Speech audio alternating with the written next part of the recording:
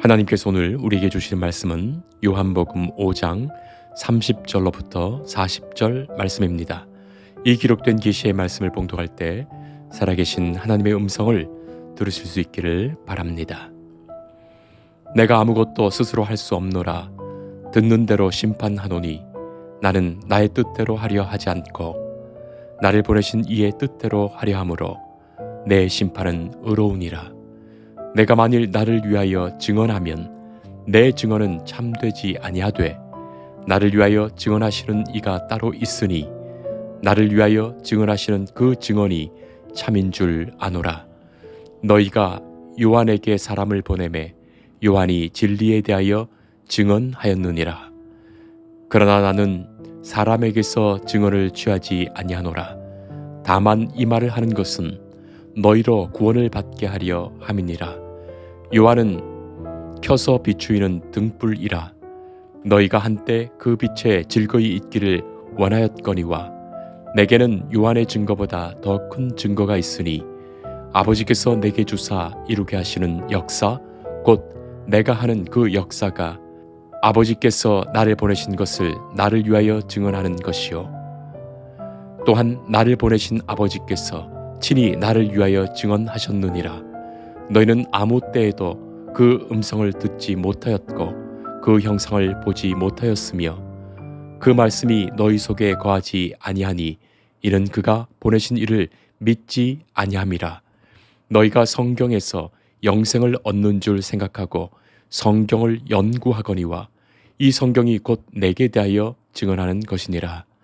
그러나 너희가 영생을 얻기 위하여 내게 오기를 원하지 아니하는도다. 아멘. 신데렐라 동화에서 신데렐라는 12시가 되기 전에 집으로 돌아가야 합니다. 왕자님과 춤을 추다가 12시가 다 된 그 다급한 상황에서 그만 구두 한 짝을 떨어뜨리게 되죠. 자, 이제 그 구두가 단서가 됩니다. 왕자님이 신데렐라를 찾을 수 있는 결정적인 증거 말입니다. 마을의 여자들을 일일이 찾아다니면서 그 구두를 신겨보고서 꼭 맞는 사람이 바로 신데렐라입니다. 옛날 동화 이야기니까 그랬던 거예요.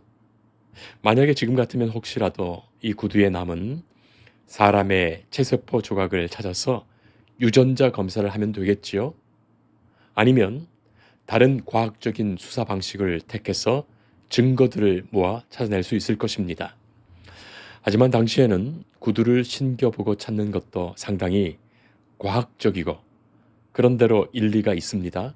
결국 신데렐라를 찾아내고 맙니다. 어떤 사건을 해결할 수 있는 이 결정적인 단서가 증거이지요. 증거가 중요합니다. 그리고 그 증거라는 것도 믿을 만한 것인지 아닌지가 더 중요하지요. 똑같은 증거를 놓고서도 얼마든지 다르게 해석할 수 있으니 말입니다.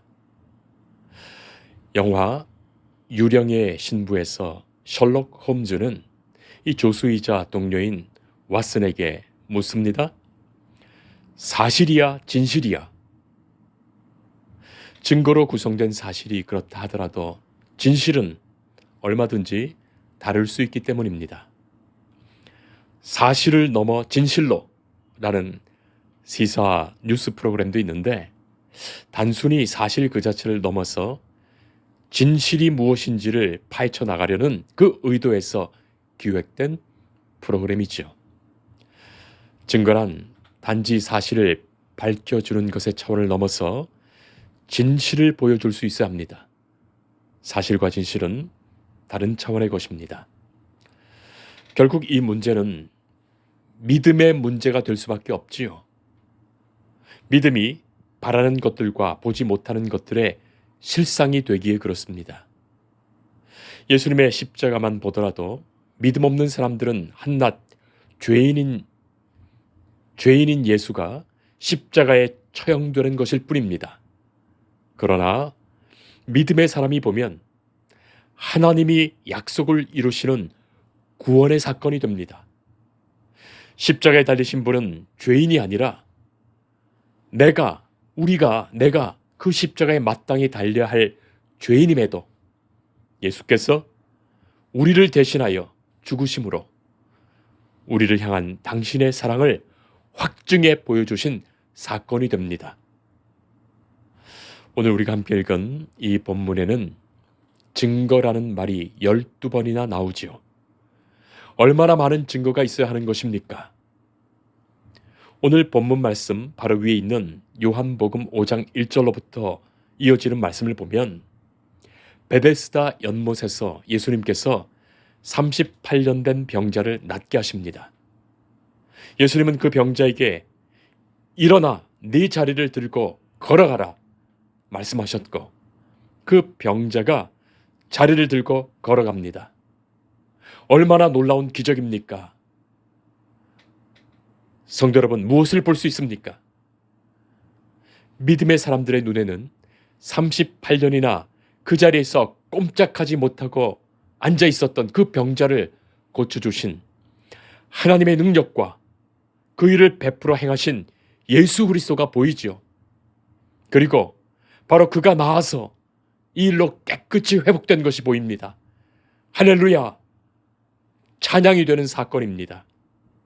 그런데 믿음이 없는 사람들의 눈에는 무엇이 보였습니까? 안식일에 자리를 들고 다니는 웬 사람이 보여서 안식일을 범한 범죄가 보이는 거예요.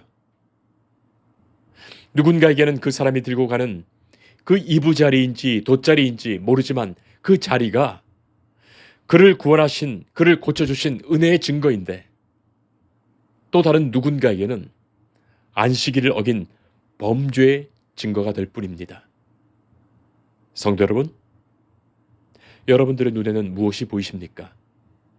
그러니 이 문제는 단지 증거의 문제가 아니라 그 증거를 어떤 진실과 연결하는가, 어떤 진실로 구슬을 꿰는가 하는 믿음의 문제가 되는 거예요.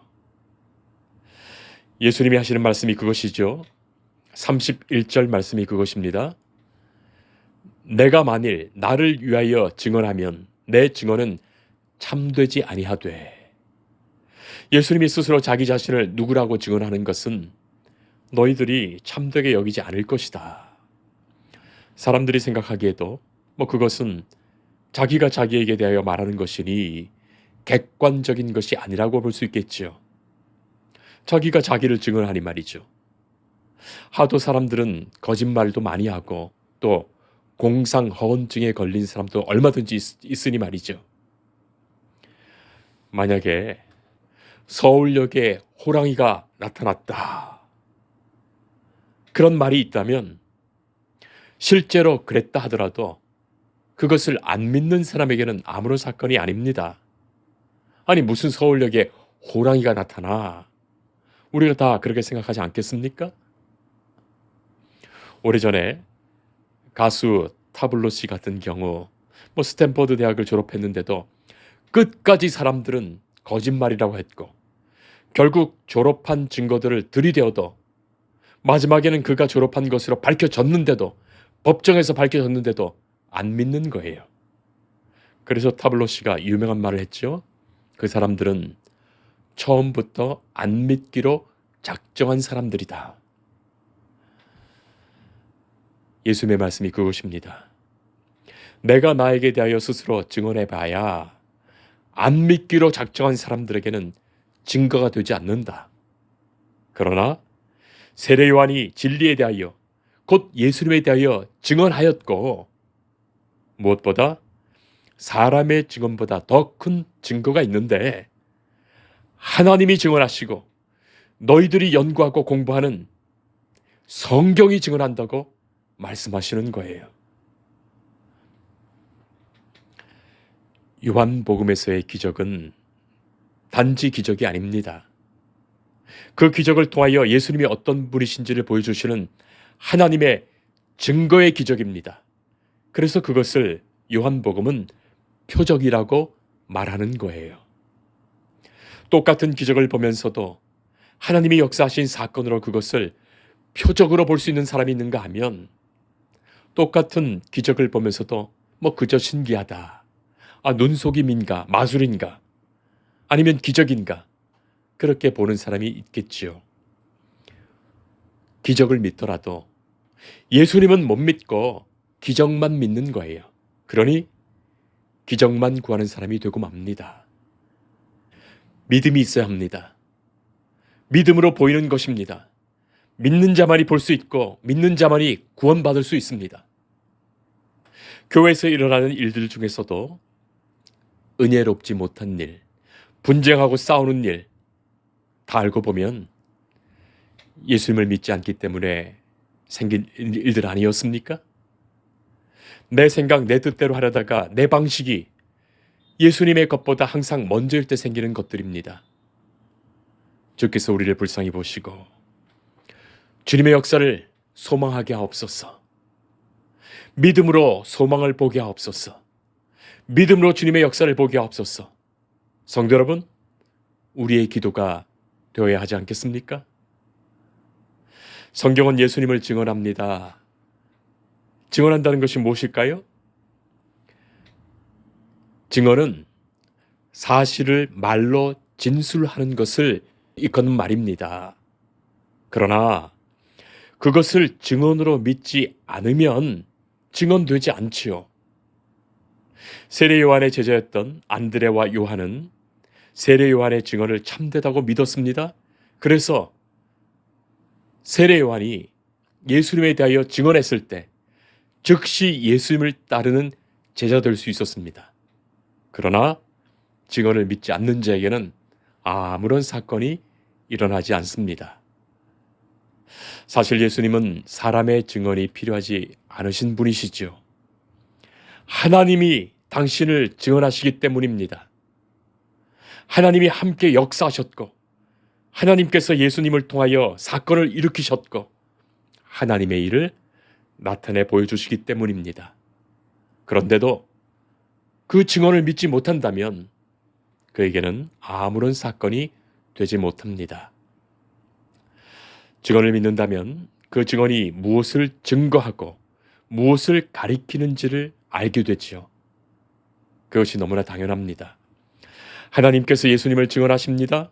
성경이 예수님을 증언하고 있습니다. 여러분, 그것을 믿을 것입니까? 믿지 않을 것입니까? 믿기에, 그것이 진실이기에 그 진실을 우리는 마땅히 따르는 것입니다. 죄송합니다만 제가 신학대학에서 강의도 여러 해 했었고 또 여러 교수들을 만났는데 어떨 때는 신학 교수 중에서도 예수님을 믿는지 안 믿는지 모를 분들이 있습니다. 신학적으로 다양하게, 학문적으로 다양하게 사고할 수 있고 피력할 수 있지요. 그런데 결국에는 예수님을 믿지 않는 분들도 있는 것 같습니다. 그런 분들은 도대체 뭐 하려고 굳이 성경을 연구하고 신학을 공부할까 싶기도 합니다. 자기야, 자기도 답답하니까 믿지도 않으면서 가르치려니까 영 엉뚱한 소리만 하는 거죠. 목사님들 중에서도 그런 분들이 있습니다. 어쩌다 목사가 되어서 그렇게 목회하는가 싶지만 그것이 현실이에요. 우리는 교회에 와서 예배를 드리면서 성경 말씀을 읽고 성경 말씀에 근거하여 설교도 듣습니다. 그리고 새벽 기도 시간에도 성경을 읽고 배우고 내게 주신 말씀을 생각하며 기도합니다. 수요 사경의 시간에는 더더욱 그렇습니다. 하나님의 말씀인 성경을 통해서 하나님께서 주시는 말씀을 듣고 하나님이 내게 주시는 것으로 말씀으로 받으며 그것에 응답하는 삶을 우리는 살아가고자 합니다. 특별히 한국 교회는 성경 공부를 많이 하지요. 물론 성경에 관심이 없거나 성경을 세상에 있는 여러 좋은 책 정도로 그 중에 하나 정도로 생각하는 분들이야 성경을 굳이 그렇게 열심히 공부하려 하지 않을 것이고 또 그렇게 지금 당장에 공부하려 하지는 않습니다. 성경 말고도 좋은 책이 얼마든지 많고 유익한 책이 얼마든지 많다고 생각하니 말이죠. 그러나 일반적으로 한국 교회는 성경을 연구하고 가르치고 배우는 그런 공부 프로그램도 많고 또 성도들도 성경에 상당한 관심을 갖고 있습니다. 그래서 성경을 더 깊이 알고 더 더 많이 알고 더 열심히 배우려 하지요. 그런데 성도 여러분, 모든 일에는 목적이 중요하지 않겠습니까? 무엇을 위하여 공부하는지 말이죠. 열심히 하는 것도 필요하지만 무엇을 위한 것인지가 참으로 더 중요합니다. 우리가 성경 공부를 왜 할까요? 우리가 왜 하나님의 말씀을 들을까요? 하나님이 계시하신 말씀으로 우리에게, 나에게 주신 이 성경을 읽고 해석하고 적용하고 선포하는 그 목적이 무엇일까요? 하나님이 기뻐하시는 뜻을 알고 우리에게 주시는 그 구원과 영생을 얻고자 하는 것입니다. 생명의 참 자유를 얻기 위한 것입니다. 바로 거기까지 가야 합니다. 그것을 위해서 예수님이 오신 거예요. 성경이 하나님의 아들 예수님을 가리킨다면, 그것을 증언한다면 우리가 구원과 영생과 생명의 참 자유가 그 아들 예수 안에 있음을 알고 그것을 고백하며 예수님께 나아가는 것이 마땅하지요. 그래서 예수님은 우리의 구원자시며 예수님은 우리의 생명이시며 예수님이 진리 되시며 참 자유 되십니다. 성경을 연구하여 예수님에게까지 나아가는 거예요. 생명 주시는, 영생 주시는 예수님께까지 나아가는 것입니다. 축구 경기에서 선수들이 열심히 패스도 하고 현란한 개인기도 보이고 공을 몰고 달려가지요. 수비하는 상대 선수를 잘 따돌리고 공을 패스합니다. 자, 그런데 이렇게 공을 차면서 어디로 달려가야 할까요? 최종적으로 공을 몰고 가야 할 곳은 어디입니까? 상대편의 골대예요. 그리고 상대편의 골문 안으로 골을 넣어야 합니다. 골이 영어로 goal이죠. 목표입니다. 그것이 목적이에요. 그것이 목표입니다. 그것이 목적입니다. 축구는 무슨 짓을 하더라도 그 한 골이라도 더 넣는 팀이 승리하는 것 아닙니까? 아무리 경기 내용이 좋은들, 최선을 다하여 선수들이 뛰었던들 말든, 개인 기술이 출중하든지 말든지 상관없이 골을 넣어 득점하지 못하면 지는 거예요. 우리가 아무리 교회 봉사 열심히 하고 아무리 기도 열심히 하고 아무리 성경 공부 열심히 하더라도 그것의 목적, 영생을 얻는 이 일에 실패한다면 신앙생활 헛되게 한 것입니다. 교양생활 한 것이죠. 종교적 교양생활 말입니다. 개그맨 중에서 지석진이라는 분이 그런 이야기를 하는 것을 들었어요. 호텔 연회장에서 아기 돌잔치를 했다 하지요. 많은 사람들의 축하를 받고 즐겁게 돌잔치를 성대하게 잘 마치고 이제 집에 가려고 주차장까지 부부가 내려왔는데 이제 막 차를 타고 출발을 하려 하니까 애가 보이지 않더래요. 가만히 생각해 보니까 애를 식장에 그대로 두고 축하객들의 선물만 잔뜩 들고 내려왔다는 거예요. 성도 여러분, 우리가 신앙생활을 하다 보면 자칫 예수님을 위해서, 예수님의 복음을 위해서 일하다가 어느새 예수님을 잃어버리는 일이 얼마나 많습니까? 오늘의 본문 말씀을 통하여 예수님을 증언하는 이 모든 것들을 통하여 진정으로 우리는 예수님을 바라볼 수 있어야 하겠습니다. 예수님을 통하여 우리에게 생명 주시고자 하시는 하나님의 그 뜻을 읽을 수 있어야 하겠습니다. 하나님이 보내신 아들, 그분 예수님을 영접하지 않으면 하나님의 뜻을 따르고 하나님의 말씀인 성경을 믿노라고 하는 그 모든 것이 헛된 것입니다. 사랑하는 성도 여러분, 우리 모든 성도님들은, 이 말씀을 들으시는 성도님들은 성경을 읽으며 성경 말씀을 들으면서 우리에게 영원한 생명 주시는 예수님을 언제나 꼭 바라봅시다. 하나님이 증거하시고 성경이 증거하며 교회가 증거하고 역사의 모든 믿음의 사람들이 증거하는 예수님을 바라봅시다. 예수님을 잃어버리고서야 우리의 공부와 지식과 열심이 무슨 소용이 있겠습니까? 다 쓸데없는 교만과 거짓과 위선만 커질 뿐이에요. 오히려 그것 때문에 지옥에 가는 거예요.